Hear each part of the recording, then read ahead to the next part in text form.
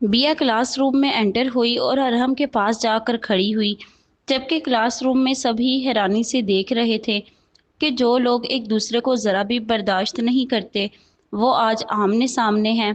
सभी को लगा वो दोनों दोबारा लड़ने वाले हैं, जबकि कुछ लड़कियां बिया को अरहम के करीब देखकर जेलस हो रही थीं। अरहम जो कि बड़े मजे से टांग पे टांग रखकर बैठा हुआ था, बिया को देखकर फिर से मुस्कुराने लगा और बिया पूरी क्लास की नजरें खुद पर देखकर कंफ्यूज हुई। हाँ भाई, ऐसे क्या देख रहे हो तुम सब? सर्कस चल रहा है इधर। बिया के बोलने की देर थी, सबके सब अपने कामों में मसरूफ हो गए, जबकि अरहम ये देखकर और भी मुस्कुराने लगा। तुम्हारी क्यों बतीसी निकल रही है? बिया ने अरहम को घूर कर देखा था। ओप्स, कुछ नहीं, चलो बैठो, बताता हूँ क्या अहम बात करनी है। अरहम ने मुश्किल से मुस्कुराहट छुपाते हुए कहा, क्योंकि वो जानता था अगर अब गलती से भी मुस्कुराया तो इसने फिर से बदतमीजी स्टार्ट कर देनी है। वो फिलहाल बहस में नहीं पड़ना चाहता था। पहले ढंग से बैठना तो सीख लो। इसके कहने की देर थी, अरहम जल्दी से ठीक होकर बैठा और अपनी बेंच पर बिया को जगह दी, जबकि बिया को बड़ी हैरत हुई कि आज तो ये बड़ी फर्माबरदारी दिखा रहा है। बिया इसके बराबर में बैठने लगी थी जब अचानक इसको अरहम की शर्ट पर लगे परफ्यूम की खुशबू महसूस हुई। हाँ, तो मैं ये कह रहा था कि अरहम ने अपनी बात शुरू करते हुए बिया को देखा तो वो इसको ही देख रही थी। आज पहली बार बिया अरहम के करीब बैठी थी। सिर्फ हानिया की वजह से उसे ये सब करना पड़ रहा था। शक्ल क्या देख रहे हो, कहो क्या कहना है? बिया ने एक आईब्रो का जाविया बनाते हुए कहा। देखो बिया, हानिया को समझाओ, जैन इससे मोहब्बत करता है और वो बहुत अच्छा लड़का है। और फिर शायद हानिया के दिल में भी तो इसके लिए फीलिंग्स हैं, तो वो ऐसा क्यों कर रही है? अरहम ने समझाने वाले अंदाज में कहा था। वो पहली बार बहुत संजीदगी से पेश आ रहा था। देखो, ये तो कन्फर्म है, दोनों ही एक दूसरे को पसंद करते हैं। दरअसल मसला ये है कि हानिया की अम्मी इसे लेकर बहुत पॉजेसिव हैं। हानिया ने अपनी अम्मी से वादा किया हुआ था कि वो कभी भी किसी लड़के से बेनाम रिश्ता नहीं बनाएगी, दोस्ती का भी नहीं। इसलिए वो लड़कों से दूर रहती है। और ये बात अगर वो जैन को इस दिन बता देती तो वो शायद मजाक समझता या फिर बात ना करने का बहाना समझता। इसलिए वो कुछ कह नहीं पाई। बिया ने हानिया की परेशानी बता दी थी, जबकि वो इस बात से अनजान थी कि अरहम के मोबाइल पर जैन की कॉल लगी हुई है और वो सब सुन रहा है। जैन ने फ़ोन बंद करके मैसेज टाइप किया। मोबाइल रिंग होने पर अरहम ने स्क्रीन पर देखा तो किसी भी तरह बिया को राज़ी करके वो हानिया को बस एक बार मुझसे मिलवा दे, मैं हानिया से मिलकर ही इस बात का कोई हल निकाल लूँगा। अरहम ने मुकम्मल मैसेज पढ़कर मोबाइल जेब में रख दिया।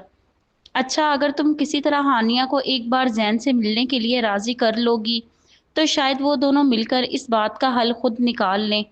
बिया ने अरहम को घूर कर देखा।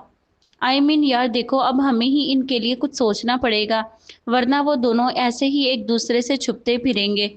अरहम ने बिया की नज़रों को भांपते हुए जल्दी से बात संभाली। कह तो ठीक रहे हो तुम। चलो मैं बात करती हूँ इससे। बात नहीं करनी यार, उसे हर हाल में राज़ी करना है। देखो, एक काम करते हैं, तुम हानिया को किसी भी तरह अपने साथ बाहर लाओ, कोई भी बहाना करके, और फिर मुझे लोकेशन सेंड करना। मैं भी जैन को किसी तरह इसी जगह ले आऊँगा। फिर हम दोनों उन्हें टाइम देंगे, शायद वो साथ बैठकर इस मसले का हल निकाल लें। और हमने अपने दिमाग में आए आइडिया को बिया के सामने रखा। चलो ठीक है, ये भी सही है, यही करते हैं फिर। वो ये कहकर वहां से उठने लगी। अरे सुनो, तो तुम मुझे लोकेशन सेंड करोगी कैसे? और हमने जल्दी से खड़े होते हुए कहा, जबकि ये हरकत बिया को कुछ अजीब लगी थी। तो तुम कोई रेस्टोरेंट। वो अभी इतना ही कहने लगी थी कि अरहम फिर से बोल उठा। अब देखो ना, मेरे पास तुम्हारा नंबर ही नहीं है, तो तुम लोकेशन कैसे भेजोगी? और अगर तुमने लोकेशन नहीं भेजी तो मुझे पता कैसे चलेगा कि तुम हानिया को लेकर कहाँ जा रही हो? और अगर हमने कोई एक रेस्टोरेंट डिसाइड भी कर लिया और जैन ने वहाँ जाने से मना कर दिया, किसी और जगह जाने का कहने लगा, तो मैं तुम्हें इन्फॉर्म कैसे करूँगा? बिया इसकी शक्ल देखती ही रह गई। वो एक सांस में बोले जा रहा था। हो गया, बिया ने आईब्रो का जाविया बनाते हुए कहा। मतलब? वैसे ये अच्छा तरीका है नंबर मांगने का, बिया ने आंखें छोटी करते हुए कहा और बैग से पेन निकाल कर अरहम के सामने पड़ी बुक पर अपना नंबर लिख दिया। और नंबर लेकर ये मत समझना कि मैं तुम्हारी दोस्त बन गई, समझे? ये सब मैं सिर्फ हानिया के लिए कर रही हूँ, क्योंकि उसको मैं तकलीफ में नहीं देख सकती। वो ये कहकर अपने स्टाइल से वहां से चल कर क्लास से बाहर चली गई थी। यानी एक तीर से दो शिकार। Wow, I really like it. वो मुस्कुराते हुए मोबाइल निकाल कर नंबर सेव करने लगा था, जबकि मुस्कुराने से इसके डिंपल नुमायां हो रहे थे। जब से वो अनाया को घर छोड़कर आया था, तब से उसे सिर्फ अनाया का ख्याल आ रहा था। वो पूरी रात जागता रहा था। वो अनाया को इतना क्यों सोच रहा था, ये तो वो खुद भी नहीं जानता था। तकरीबन सुबह के 5 बज चुके थे जब इसकी आंख लगी थी, और कुछ ही घंटों बाद सुबह 11 बजे ही फ़ोन पर आई कॉल की वजह से इसकी आंख खुल गई थी। हेलो। नाम पढ़े बिना इसने कॉल रिसीव की और बात करने लगा। हेलो जान, कैसे हो तुम? तुम्हें पता है मैंने तुम्हें बहुत मिस किया। शहरयार पहचान गया था ये कॉल किसकी है। आई मिस यू टू, इसने लापरवाह अंदाज में कहा। तो कब मिल रहे हैं हम? आज शाम आ रहे हो क्लब? आज नहीं, फिर कभी। शहरयार ने जवाब सुने बिना कॉल काट कर टाइम देखा और उठकर बैकग्राउंड से टेक लगा कर बैठ गया। इसकी नज़र अपने हाथ पर गई, जहां कल रात ही गहरा जख्म लगा था। हाथ देखकर इसे कल रात वाला मंजर याद आया। अनाया। बेसाख्ता इसने प्यार भरे लहजे में अनाया का नाम लिया था, जबकि नाम लेते ही एक खूबसूरत मुस्कुराहट इसके लबों पर सज गई थी। उसे दर्द का एहसास हुआ। उसने कल घर आने के बाद से जख्म को हाथ भी नहीं लगाया था। अब तक वही रुमाल बंधा हुआ था जो अनाया ने बांधा था। इसने जल्दी से वो रुमाल खोला और जहान को मैसेज टाइप करने लगा। फेस वॉश करके जब वो कमरे में आया तो मुलाजिम ने जोहान के आने की खबर दी। जोहान अब कमरे में आ चुका था। यार ये सब? जोहान पूछने ही लगा था कि शहरयार बोलने लगा। बाद में बताऊंगा, पहले बैंडेज कर दे यार, बहुत दर्द हो रहा है कसम से। इसकी वजह से रूम से बाहर भी नहीं जा सकता, वरना डैड कहेंगे कि मैंने फिर से पंगे लेने शुरू कर दिए हैं। जोहान बेड पर बैठकर इसकी बैंडेज करने लगा। आह, अभी आहिस्ता कर, तुझसे अच्छा तो अनाया ने किया था। जोहान आंखें छोटी करके इसे देखने लगा, जबकि शहरयार की जुबान को ब्रेक लगा।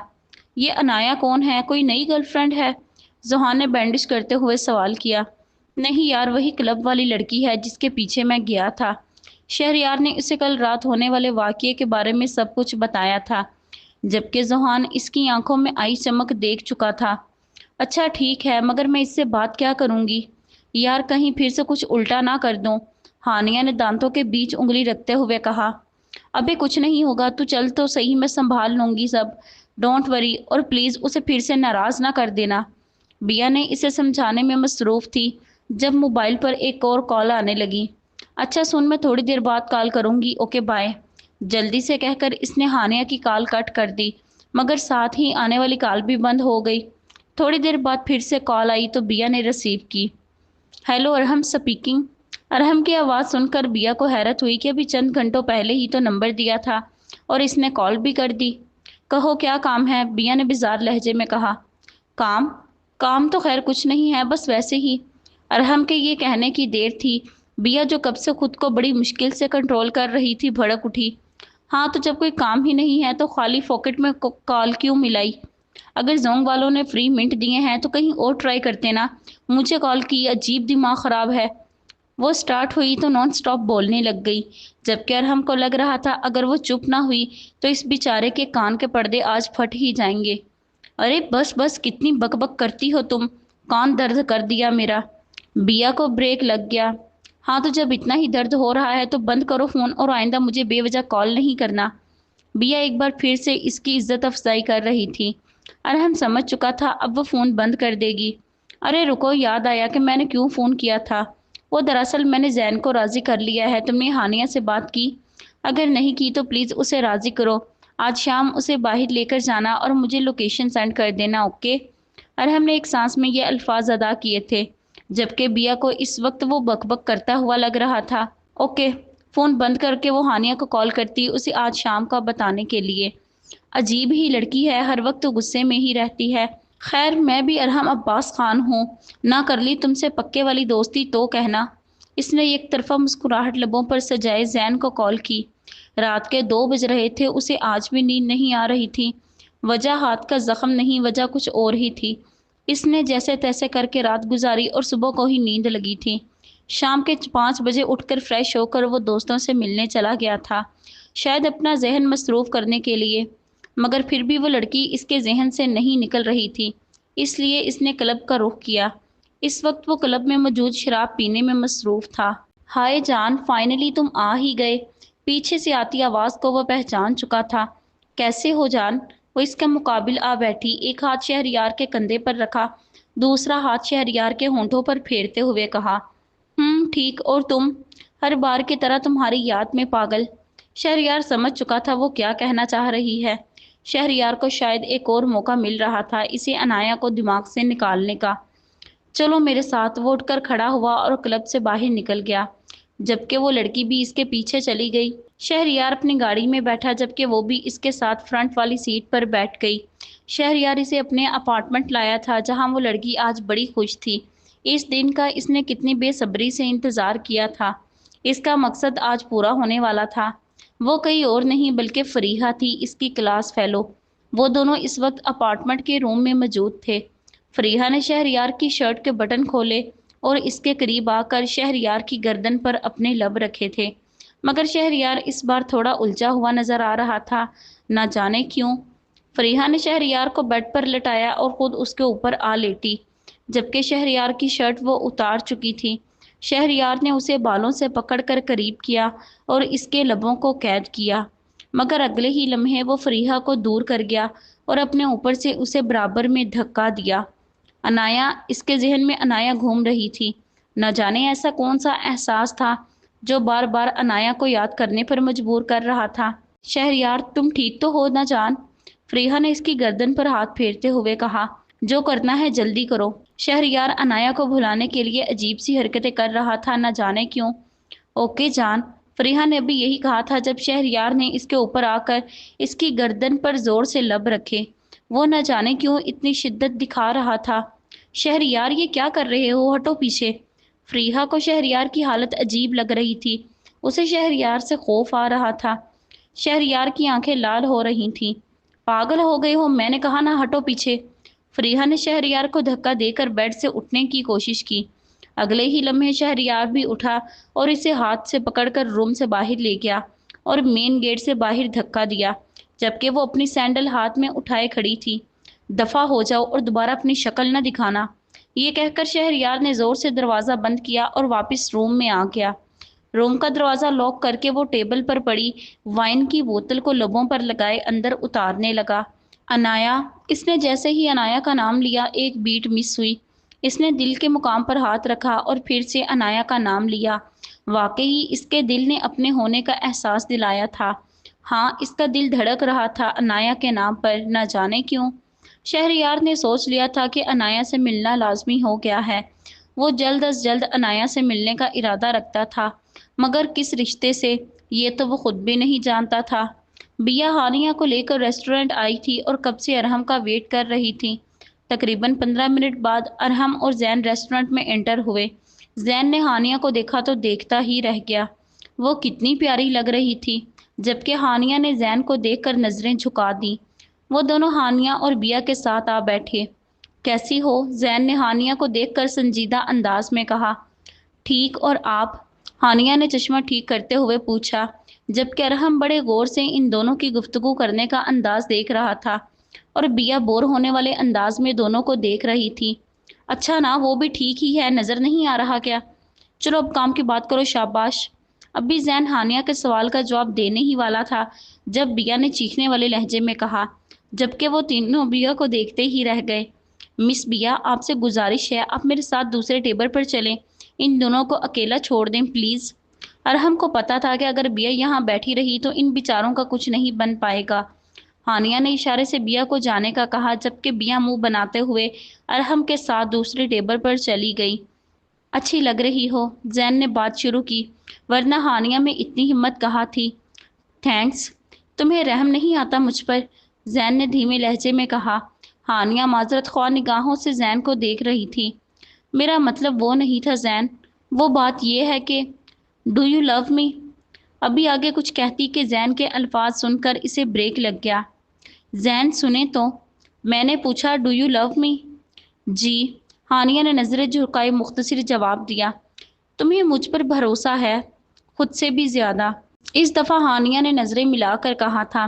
زین، جو اپنا آپ اس میں گم ہوتا ہوا دکھائی دے رہا تھا، میں اور لوگوں کی طرح تمہیں پرپوز نہیں کروں گا، میں صرف اتنا کہوں گا کہ مجھے ساری زندگی کے لیے تمہارا ساتھ چاہیے۔